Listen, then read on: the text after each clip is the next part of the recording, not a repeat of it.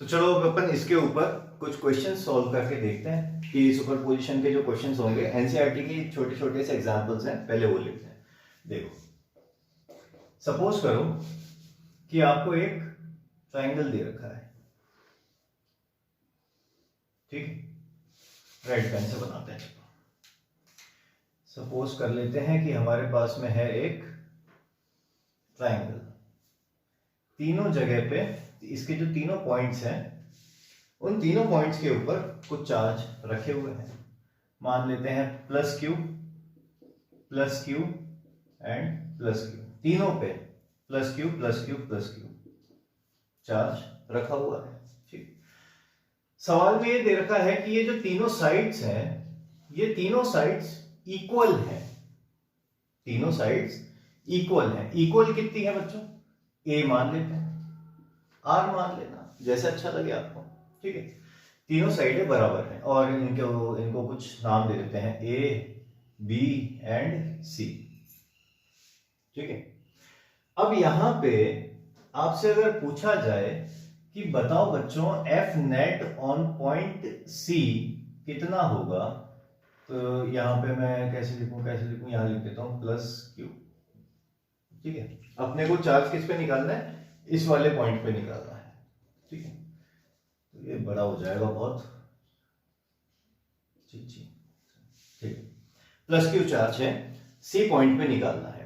तो अब C point पे निकालने के लिए आपको ये पता होना चाहिए कि एफ नेट ऑन सी आपको निकालना है। तो सबसे पहली बात, सी कौन बन गया?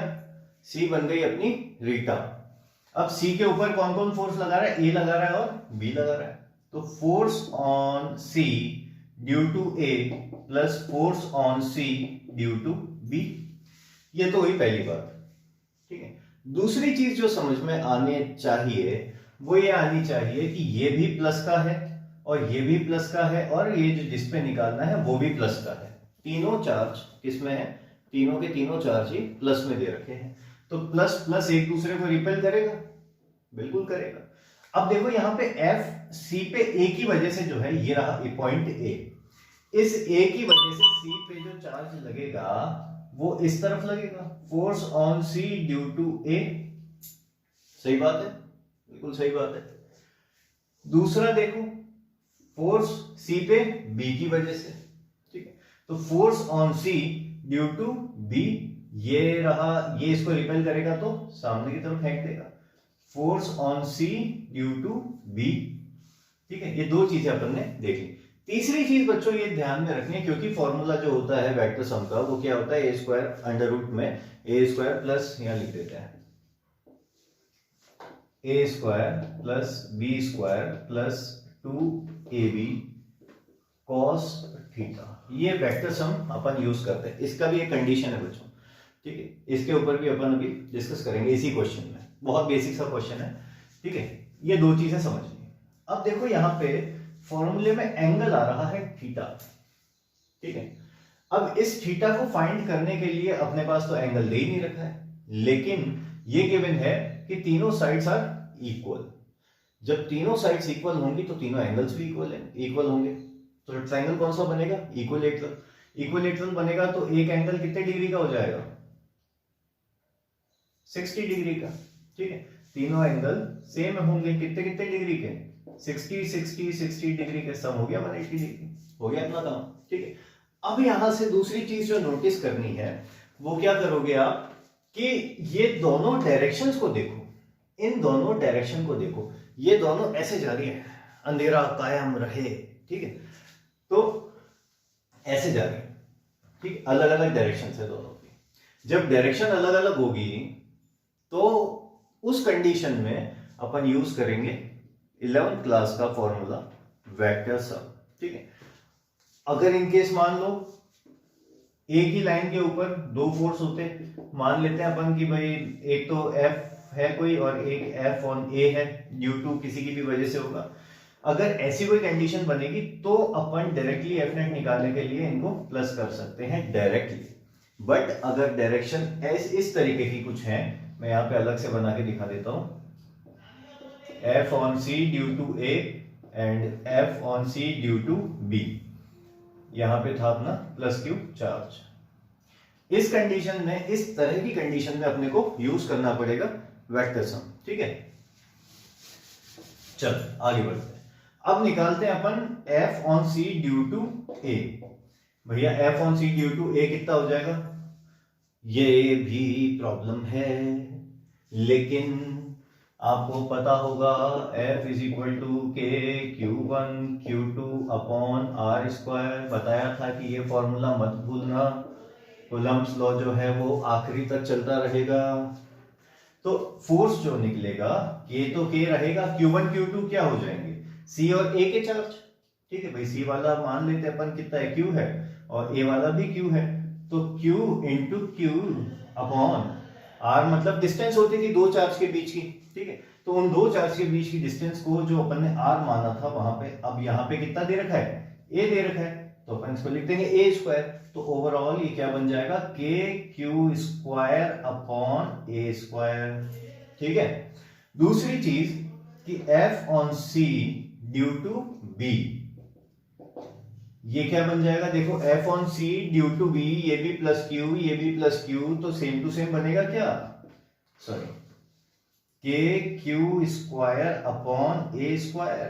देखो K Q1 Q2 upon distance, distance कितनी है? A, तो दोनों के दोनों बन गए। अब जरा ध्यान से देखो, FCA भी इतना आ रहा है और CB भी इतना ही आ रहा है, दोनों की वैल्यू सेम है, ठीक है। तो इस कंडीशन में अपन क्या करते हैं, इसको थोड़ा आसान बनाने के लिए, क्योंकि डायरेक्शन दोनों की अलग अलग है, अपन ये कर लेते हैं कि FCA जो है उसको बराबर मान लेते हैं CB के, और इसको बराबर मान लेते हैं हम थोड़ी देर के लिए F। सिंपल फोर्स है कोई, तीनों इक्वल है भाई, इक्वल है दिख रहा है, K Q upon A square, K Q upon A square, दोनों सेम है, ठीक है। अब यहाँ पे तो इस कंडीशन के अंदर पर्टिकुलरली जब दोनों की डायरेक्शन अलग अलग है, तो F net on point C कैसे निकलेगा? Under root A square plus B square plus 2ab cos theta. Theta कितना पता चल गया अपने को? 60 डिग्री। ए स्क्वायर की वैल्यू, बी स्क्वायर की वैल्यू, दोनों की दोनों किसके बराबर? F के बराबर, इक्वल है। तो क्या मिलेगा? F net is equals to under root A square मतलब F स्क्वायर, बी स्क्वायर मतलब भी F square, plus 2F into F into cos 60 degree, ठीक है। तो F नेट की वैल्यू कितनी हो गई? 2F square plus 2F square into cos 60 degree की वैल्यू कितनी होती है? साइन 30 के बराबर। साइन 30 कितना होता है? 1/2। ट्रिग्नो की टेबल अगर आपको नहीं आती है, ट्रिग्नो की टेबल अगर आपके टिप्स पे नहीं है, तो आप कमेंट में करें, मुझे बताएं, अपन एक बहुत ही सिंपल सा ट्रिक देख लेंगे, ठीक है। और उसके बाद ये टेबल आपके टिप्स पे होगा, ठीक है। तो कमेंट करिए, बताइए मुझे। तो इस 2 से ये 2 कैंसिल, बचा कितना?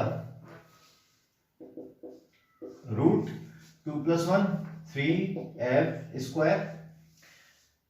तो F नेट की वैल्यू कितनी आ गई? F तो रूट से बाहर आ जाएगा, ये बचेगा 3, यही सब जगह लगा दो वेक्टर, ठीक है। वैल्यू बची अपने पास में F √3, ये हो गया अपना आंसर। अब चाहो तो यहाँ पे F की वैल्यू कितनी थी? F नेट किसके बराबर था? चाहो तो यहाँ पे ऐसे भी लिख सकते हैं, F is equal to KQ square upon A square √3। समझे बच्चों? तो ये अपना total net charge, net force आया किस पे? पॉइंट C के ऊपर। किसकी वजह से? A के और B की वजह से। चलो नोट डाउन कर लो। चलो अब इसी तरीके का एक दूसरा क्वेश्चन और भी करके देखते हैं क्या होता है।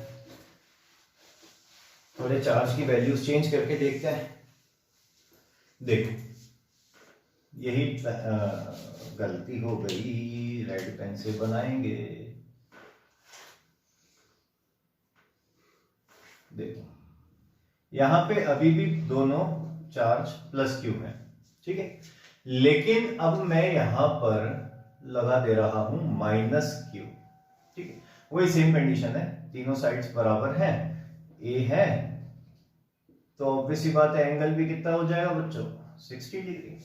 ठीक है, अब इसके हिसाब से जब अपन यहां पे देखते हैं कि ये माइनस क्यू चार्ज जो है, ठीक है, इस माइनस क्यू का और इस प्लस क्यू का, ये पॉइंट मान लेते हैं ए, ये बी, ये सी।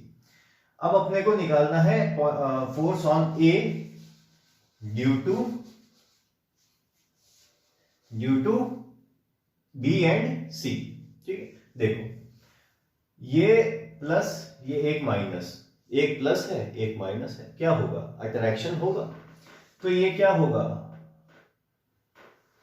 खींचेगा, इसको बुलाएगा, चलिया तू चलिया, गाना गाएगा इसके लिए, मेरे सपनों की रानी कब आएगी तू, आई रुत मस्तानी कब आएगी तू। ठीक है, तो जोक सपाट, ठीक है ना, ये दोनों खींचेंगे इसकी तरफ, मतलब फोर्स जो लगेगा वो अब ऐसे लग रहा है। अब इसको क्या कहेंगे अपन, force on A due to B and force on A due to C, force on A due to B and force on A due to C. Simple सा फंडा है। अच्छा देखो जरा, मैंने क्या कहा, ये अट्रैक्शन और रिपल्शन के बारे में बताएगा, इससे ज्यादा कुछ नहीं। तो माइनस क्यू प्लस क्यू क्या होगा, अट्रैक्शन होगा।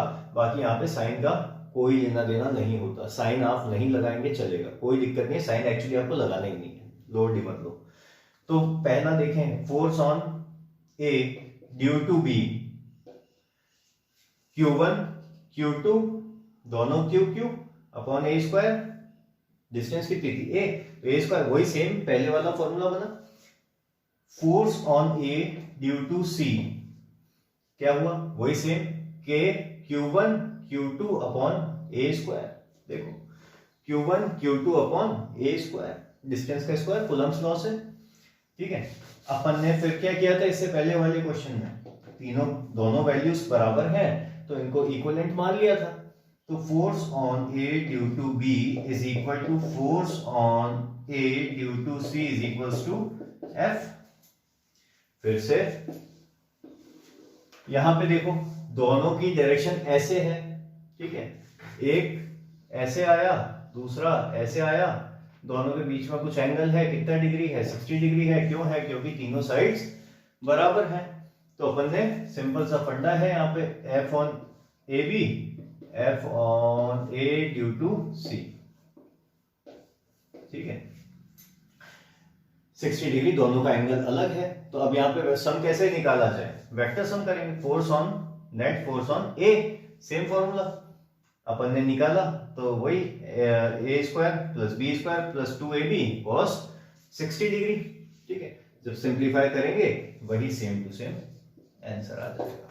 ठीक है, तो यहां से ये चीज क्लियर आउट हुई कि भाई अगर चार्ज आपको एक प्लस का और एक माइनस का दे रखा है तब भी आंसर वही आएगा, इनमें कोई चेंजेस नहीं होंगे। मतलब कि जो माइनस का जो बात है वो सिर्फ आपको फोर्स की वो बताएगा कि वो अट्रैक्टिव है या रिपल्सिव है। बहुत सिंपल सी चीज थी।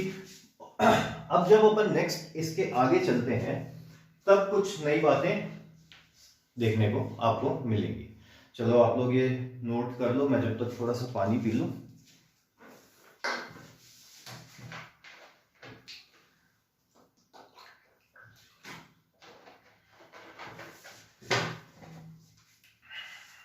तो चले बच्चों आगे, नेक्स्ट जो अपना टॉपिक है वो इसी से मिलता जुलता है। एक कंडीशन है एक्चुअली, टॉपिक तो क्या, एक छोटी सी कंडीशन है। कंडीशन क्या है वो भी देखो। मान लो एक स्क्वायर है अपने पास, ठीक है, plus Q plus Q plus Q and plus Q. ठीक है, चार इसके पॉइंट हैं A B C and D, square है। डिस्टेंस अपन मान लेते हैं इस बार आर मान लेते हैं, आर जो है डिस्टेंस है। ठीक है, अब देखो अगर ये इस बॉडी की बात की जाए तो ये बॉडी आपको सिमेट्रिकल दिखेगी, मतलब हर तरफ से ये साइड आर, ये साइड आर, ये आर, ये भी आर, चारों साइडें बराबर हैं एक दूसरे के।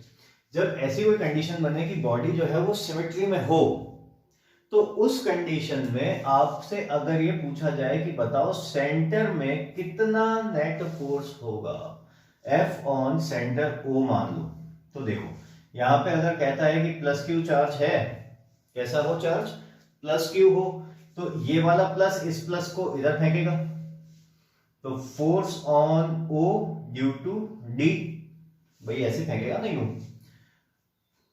ए जो है वो इसको सी की तरफ फेंकेगा ऐसे, तो ये क्या हो जाएगा, F on O due to A, C जो है वो इसको सामने रिपेल करेगा, F on O due to C, देखो सी वाला जो है इसको धक्का देने की कोशिश करेगा, अपोजिट में रिपेल करेगा, और डी वाला इसको, डी तो फेंक दिया था, बी वाला क्या करेगा, सामने फेंकेगा, तो F on O due to B. अब ये तो सबके सब इक्वल एंड अपोजिट टाइप के दिख रहे हैं, तो net force on centre, F net on centre of any symmetrical body is always zero। Symmetrical body के सेंटर पे नेट फोर्स हमेशा जीरो मिलेगा। इसके लिए कंडीशन बस यही है कि बॉडी कैसी हो, बॉडी हो सिमेट्रिकल, ठीक है, और सेंटर पे अगर आप निकालते हैं तो क्या मिलेगा, क्या मिलेगा, हमेशा फोर्स जो है वो जीरो मिलेगा। चलो नोट कर दो पॉज करके।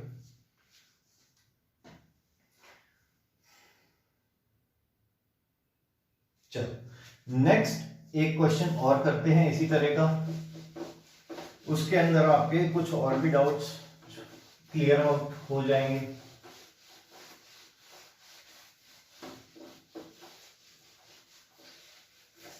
देखो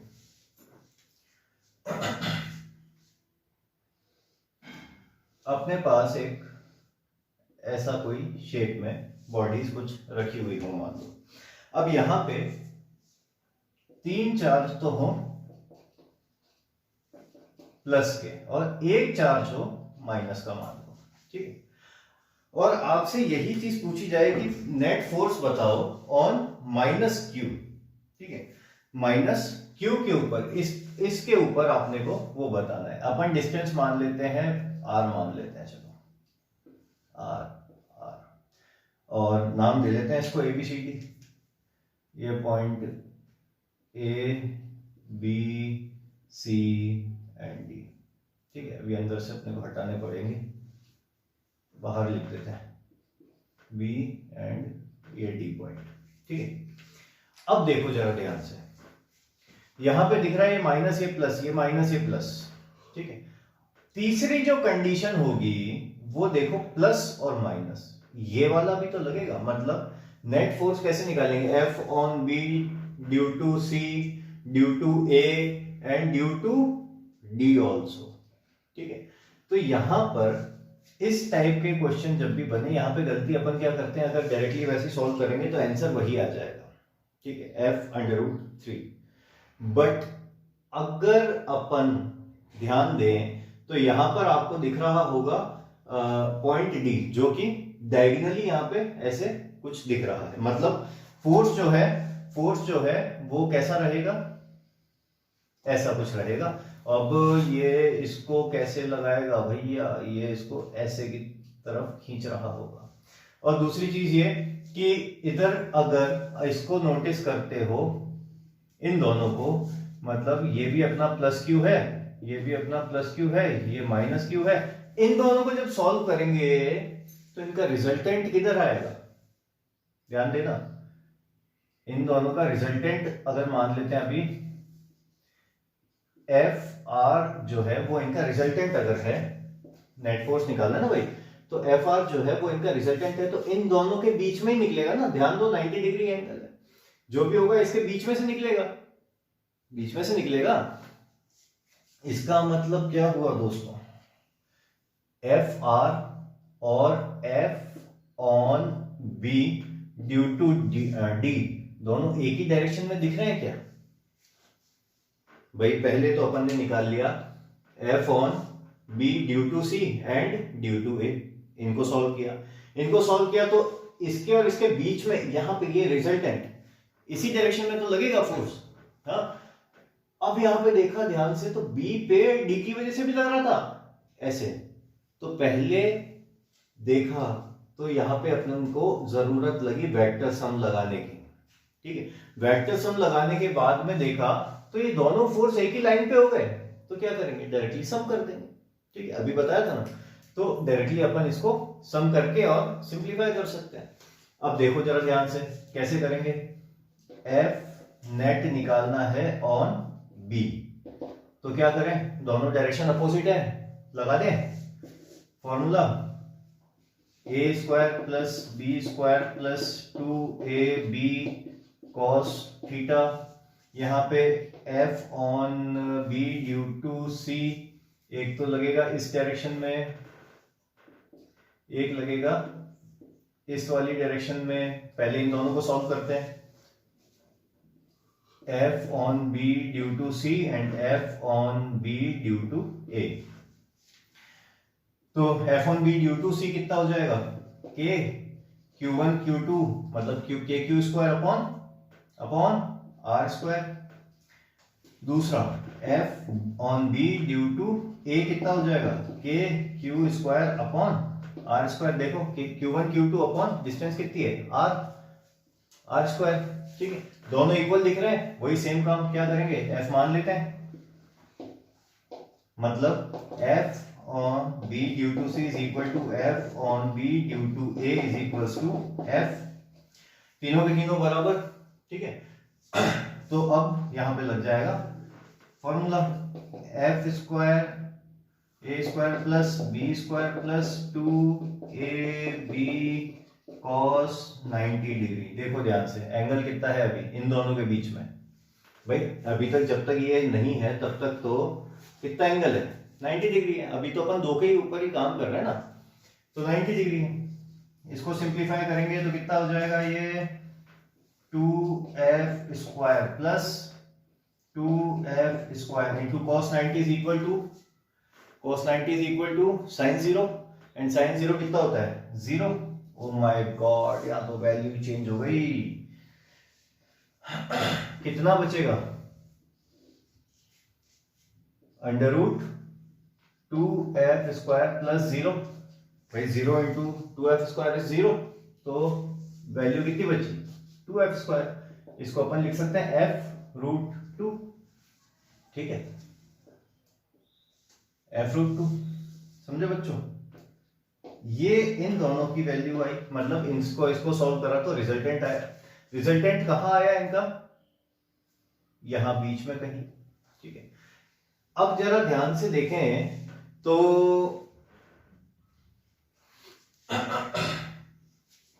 एक चीज और क्लियर आउट होगी कि जब यहां पे इसको सॉल्व करोगे आप तो डिस्टेंस क्या मेजर करोगे। अब बीच वाली लाइन भी तो लेनी है हमें, ये वाली। जब बीच वाली लाइन अपन लेंगे भाई F on B due to D, तो यहां पे फोर्स ऑफ अट्रैक्शन ऐसे लगेगा ना, तो इसको अपन क्या करेंगे, F on B due to D. ठीक है, अब जरा ध्यान से देखो, ये तो वैल्यू कितनी आई, एफ रूट 2 आई। दूसरा वाला कितना हुआ, F on B due to D. ठीक है, तो अब नेट फोर्स कैसे निकलेगा, एफ नेट। देखो दोनों एक ही लाइन में दिख रहा है ना, दोनों एक ही लाइन में, भाई रिजल्टेंट भी और ये भी दोनों एक ही लाइन में, तो डायरेक्टली सम कर देंगे। तो F root 2 plus F on B D, खत्म बात। ठीक है, एफ ऑन बी डी। अब यहां पे अगली जो प्रॉब्लम है वो प्रॉब्लम ये है कि अपने को ये तो पता है इसकी वैल्यू कितनी है, K Q square upon,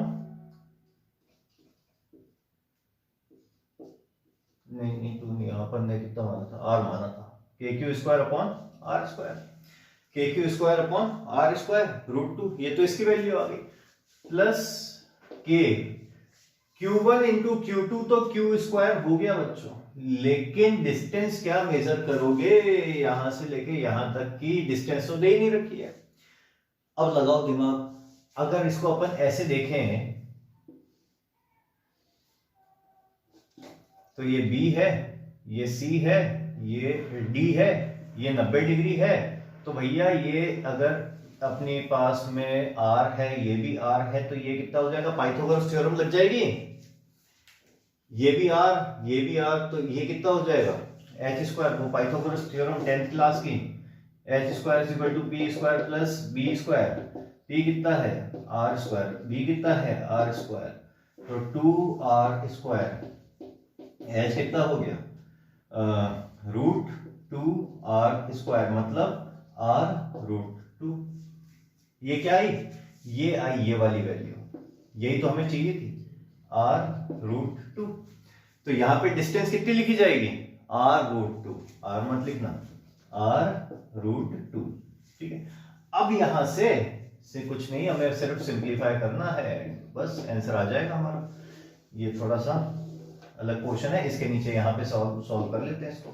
F net is equals to, देखो क्या क्या कॉमन है, के क्यू स्क्वायर कॉमन है, आर कॉमन है, और तो क्या कॉमन है, बस अंदर बचा यहाँ पे रूट 2 अपॉन आर।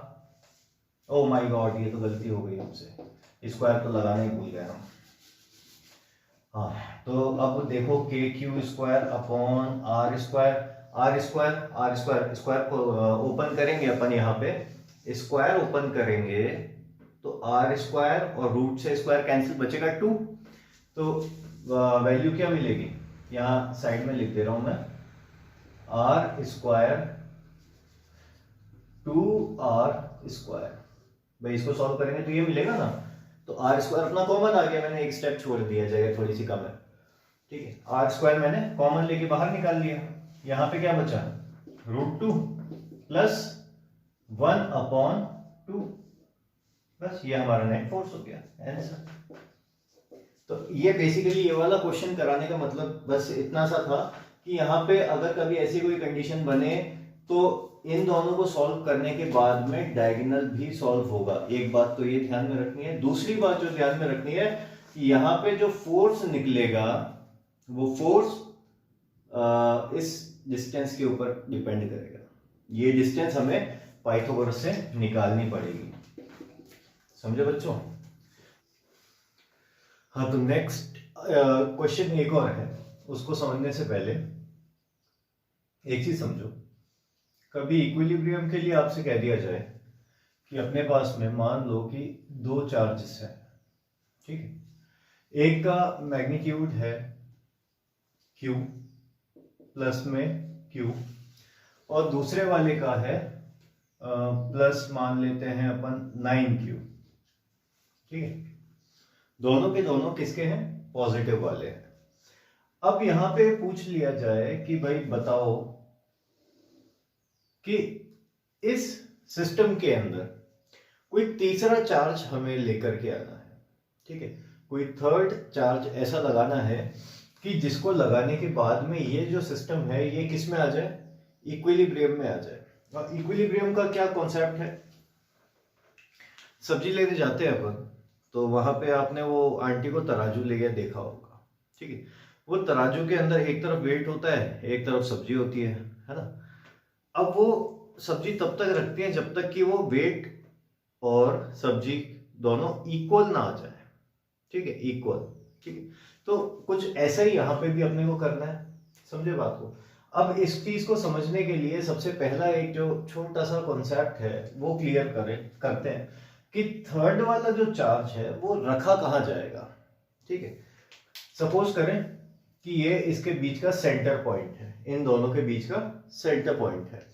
यहां से मान लो कि मैंने एक टेस्ट चार्ज जो है वो रख दिया Q0, Q0 हमेशा पॉजिटिव ही होता है, रख दिया टेस्ट करने के लिए बिल्कुल सेंटर में। अब जरा सोच के देखो कि 9Q और केवल Q, इन दोनों में से बड़ा कौन है, इन दोनों में से बड़ा है 9Q, ठीक है। अगर मैं ये देखूंगा कि भाई सेंटर पे रखा हुआ है तो ये प्लस वाला है, इस प्लस को रिपेल करेगा, ठीक है, ये वाला प्लस है, ये भी इसको रिपेल करेगा। लेकिन क्योंकि 9q बड़ा चार्ज है, हैवी है, ठीक है, और q छोटा है, इसके सामने तो बहुत ही छोटा सा है, तो जरा दिमाग पे जोर लगाओ। ये वाला जो चार्ज है, 9q वाला जो चार्ज है, वो इस वाले टेस्ट चार्ज को बहुत तेजी से रिपेल करेगा इस तरफ, बहुत तेज। अगर इसकी बात करें, ये बहुत ज्यादा नहीं कर पाएगा लेकिन फिर भी करेगा तो सही। तो ये भी तो इसको रिपेल करेगा लेकिन इतना से ही कर पाएगा। ये ज्यादा कि ये ज्यादा, ऑब्वियस सी बात है, दिख रहा है कि 9q वाला ज्यादा है, ठीक है। तो यहां पर सेंटर पे तो इक्विलिब्रियम नहीं बना। इक्विलिब्रियम कंडीशन क्या है बच्चों? इक्विलिब्रियम एक ऐसी कंडीशन है जहां पर सब चीजें इक्वल हो जाए, मतलब नेट जो भी कुछ हो रहा है वो सब कितना हो जाए, जीरो हो जाए, मतलब ओवरऑल फोर्स जो है वो इक्वल हो जाए जीरो के। तो यहां पे इस कंडीशन में तो सेटिस्फाई हुई नहीं।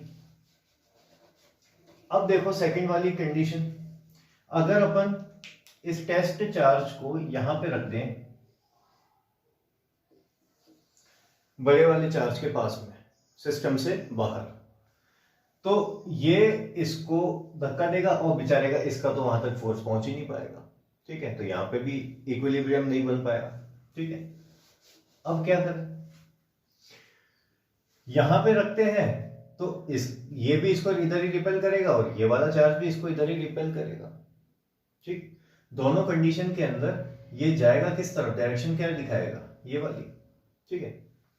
तो यहां पे भी सेटिस्फाई नहीं किया। अब बची जगह अंदर, अगर इसके पास में रखें, बड़े वाले के पास में रखें यहां पे, तो इसका रिपल्शन बहुत तेज होगा। जितना इसके पास में जाएंगे उतना ये इसको रिपेल तेजी से करेगा, ठीक है। तो यहां पे तो अपन इसको रख नहीं सकते और इसका जो रिपल्शन है वो इस तक पहुंच ही नहीं पाएगा क्योंकि ये खुद बहुत छोटा सा है। लेकिन अगर इस वाले चार्ज के पास में अपन यहां पे एक चार्ज को रखते हैं, किसके, छोटे वाले के पास में, तो देखो यहां से इसकी डिस्टेंस ज्यादा है तो इसने इसको इतना रिपेल किया, मान लो 9q वाले ने, ठीक है ना, ये प्लस q0 है ये वाला, ठीक है। और क्योंकि इसके बहुत नजदीक है, क्योंकि इस प्लस q के ये वाला चार्ज बहुत नजदीक है, तो इसका भी रिपल्शन जो है वो ज्यादा नहीं होगा लेकिन कम से कम इसके बराबर तो हो जाएगा, ठीक है।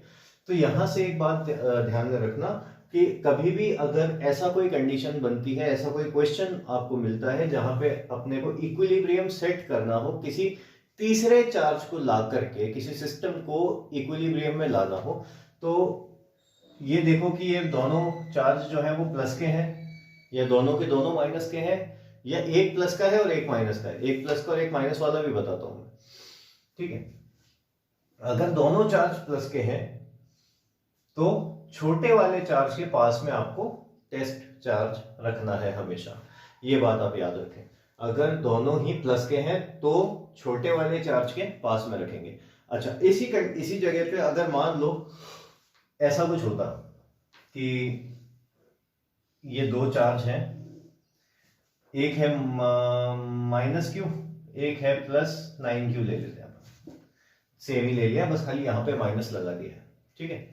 अब देखो यहां पर कहां पे रखा जाएगा, एक बहुत सिंपल सा, मैं डायरेक्टली कंडीशन पे आ रहा हूं। यहां इस पर्टिकुलर कंडीशन में जहां नेगेटिव और पॉजिटिव आ जाए, वहां पे इनके बीच में ना आकर के चार्ज कहां पे रखा जाएगा, बाहर, इन दोनों के से दूर बाहर, और किसके पास में, छोटे वाले चार्ज के पास में, इसके पास में, ठीक है। मतलब एक चीज तो क्लियर हो गई है कि यहां हमेशा जो थर्ड वाला चार्ज अपन रखेंगे वो हमेशा छोटे वाले के पास में जाएगा, ठीक है। अब यहाँ पे बाहर क्यों रखा, वो देखो, इस 9q का इसके ऊपर होगा रिपल्शन, भाई ये कैसा है, टेस्ट चार्ज +q है, 9q का इसके ऊपर क्या होगा, रिपल्शन, और -q इसको क्या करेगा, अट्रैक्ट अपनी तरफ, समझे। तो देखो इस कंडीशन में दोनों तरफ इक्वल फोर्स लग रहा है, यहाँ से इसकी डिस्टेंस भी ज्यादा हो गई और अट्रैक्शन भी ज्यादा हो गया। तो बस इतना सा फर्क आएगा कि माइनस का है तो बाहर और दोनों प्लस के हैं तो अंदर। ठीक है, इतना सा इनके बीच में डिफरेंस आपने को देखने को मिलेगा। अब देखो इसी क्वेश्चन को अपन आगे बनाते हैं। मान लेते हैं भाई कि यहां से इनको हटा देते हैं, यहां लिख देते हैं अपन प्लस क्यू प्लस 9q, यहां से लेकर के यहां तक और यहां से लेकर के यहां तक कुछ डिस्टेंस है, हमें नहीं पता जो भी है। अपन यहां से मान लेते हैं कि ये x है, ठीक है, और ये पूरी की पूरी डिस्टेंस जो है वो है l मान लेते हैं। पूरा यहां से लेकर के इन दोनों के बीच की डिस्टेंस थी l, तो ये बचा हुआ डिस्टेंस कितना हो गया l माइनस एक्स। ठीक है, अब वापस से यहां पर अपने को करना क्या था कि जो कूलम्ब्स लॉ है अपना F is equal to K Q1 Q2 upon R square, formula तो यही यूज होगा। ठीक है, समझे बात को। तो अब इसको सिंप्लीफाई करने के लिए एक सिंपल सा काम करो कि पहले इनको और इनको दोनों को कर लो सिंप्लीफाई। कैसे करेंगे सिंप्लीफाई? यहां पे दिख रहा है कि भाई ये कंडीशन कौन सी है, इक्विलिब्रियम की है, इसका मतलब नेट फोर्स कितना हो जाएगा 0। ठीक बात है, अगर नेट फोर्स 0 होगा इसका मतलब क्या है, इस कंडीशन में F1 जो है वो बराबर होगा F2 के। भाई जो फर्स्ट के ऊपर फोर्स है और जो सेकंड के ऊपर फोर्स है वो दोनों बराबर होंगे लेकिन अपोजिट होंगे। ठीक है, ये इसको इस तरफ धक्का दे रहा है, ये इसको इस तरफ धक्का दे रहा है, दोनों जो है वो अपोजिट डायरेक्शन में फोर्स अप्लाई करेंगे, रिपल्शन जो होगा वो अपोजिट डायरेक्शन में होगा। अब कुछ नहीं करना है अपने को, यहाँ पे इसके हिसाब से वैल्यूज पुट करनी है और सॉल्व करना है। F1 के लिए और F2 के लिए अपन यहाँ अलग से वैल्यू निकाल लेते हैं। F1 is equal to K Q, Q2 कितना Q अपॉन R कितना, डिस्टेंस कितनी दोनों के बीच में x, तो x स्क्वायर। ठीक है, और F2 कितना हो जाएगा K Q into 9Q upon distance कितनी L माइनस एक्स का होल स्क्वायर। F1 F2 की दोनों की वैल्यू आ गई अपने पास में, वही कूलम्ब्स लॉ के हेल्प से इसके अंदर पुट कर देते हैं। K Q upon x square is equals to K Q 9Q upon L minus x का होल स्क्वायर। देखो Q से ये Q कैंसिल, K से K कैंसिल, बचा क्या 9, और यहां से इसको अपन फेंकते हैं इधर ऊपर। तो सिंप्लीफाई करने पे क्या मिला, इसका मैं होल स्क्वायर लगा दे रहा हूं डायरेक्टली। होल स्क्वायर क्यों लगाया, ये इधर जाएगा, L माइनस एक्स का स्क्वायर है, एक्स का स्क्वायर है, दोनों को एक साथ मिला करके होल स्क्वायर लगा दिया is equals to 9।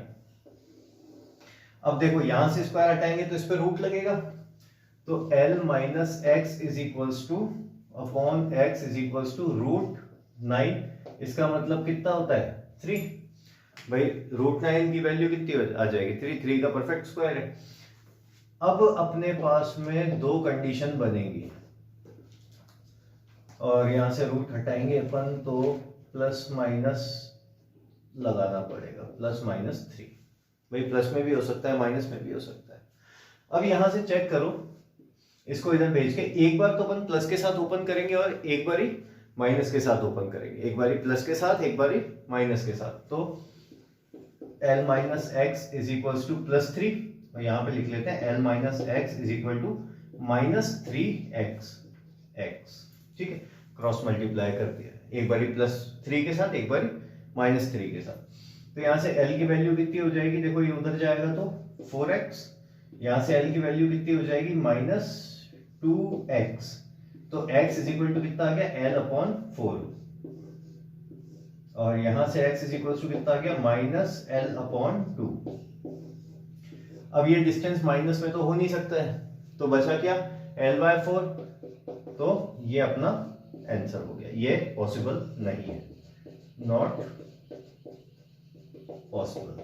Answer is L/4, मतलब टोटल जो भी लेंथ रही होगी उसके 4 पार्ट की जो भी डिस्टेंस है इतनी दूर अगर अपन कोई चार्ज रखेंगे तो ये किस में आ जाएगा, इक्विलिब्रियम में आ जाएगा। सिंपल सा कॉन्सेप्ट है, ठीक है। चलो अब यहां से अपन इस वाले क्वेश्चन को तो सॉल्व कर लिया, लेकिन अब मान लो कि जैसे इसी की अपने को शॉर्ट ट्रिक चाहिए, तो इसको शॉर्ट में कैसे सॉल्व करें। इतना लंबा नहीं करना चाहते हो, कोई एग्जाम दे रहे हैं, शॉर्ट में इसको सॉल्व करना है, कैसे करेंगे। देखो क्वेश्चन यही है, सब कुछ यही है, बस अपने को अगर इसको शॉर्ट में सॉल्व करना है तो देखो Q1 अपॉन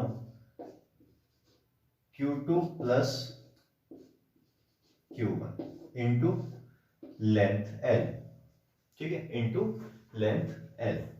अब यहां पर देखो आपको एक बात ध्यान में रखनी है, इस पर्टिकुलर में Q1 जो है ना वो स्मॉलेस्ट वाला होना चाहिए, छोटा वाला होना चाहिए, छोटा वाला ही लिख देते हैं, छोटा वाला, ठीक है। और Q2 जो है वो बड़ा वाला होगा, समझे बात को। अब देखो चेक कर लेते हैं इसको इसी में लगा करके। Q1 की वैल्यू यहाँ पे छोटे वाले के हिसाब से कितनी हो गई, 1, तो रूट का 1। Q2 की वैल्यू कितनी हो गई, 9, तो 9 लिख दिया, प्लस 1 इंटू L। 1 का रूट कुछ नहीं 1 ही होता है, 9 का रूट कितना होता है 3, 1 का रूट 1, तो 1 अपॉन 3 प्लस 1 4 इंटू L आ गया, L अपॉन 4। देखो L by 4, L by 4। In case जैसे कभी मान लो कि यहाँ पे एक चार्ज नेगेटिव है, तो नेगेटिव के केस में क्या फॉर्मूला बनेगा, root Q1 upon root Q2 minus Q1 into L। अगर एक चार्ज नेगेटिव होता है, अगर ये एक चार्ज मान लो कि नेगेटिव होता और ये पॉजिटिव होता, तो क्या होता, यहां पे प्लस की जगह पे, ये जो प्लस लगा हुआ है, इस प्लस की जगह पे केवल माइनस आ जाएगा, बाकी सब कुछ वही होगा। तो सॉल्व करके देख लेते हैं फटाफट। 9 का कितना हो जाएगा, 3 माइनस 1 इंटू L, तो L बाय 2, अरे क्या हो गया, L बाय 2 आंसर, ठीक है। आप चाहो तो इसको एक बार इसी क्वेश्चन के अंदर पूरे के पूरे लंबे मेथड से सॉल्व करके देखना, आंसर मिलेगा अपने L बाय 2। तो आई होप कि ये वाली चीज आपको सबको समझ में आ गई होगी।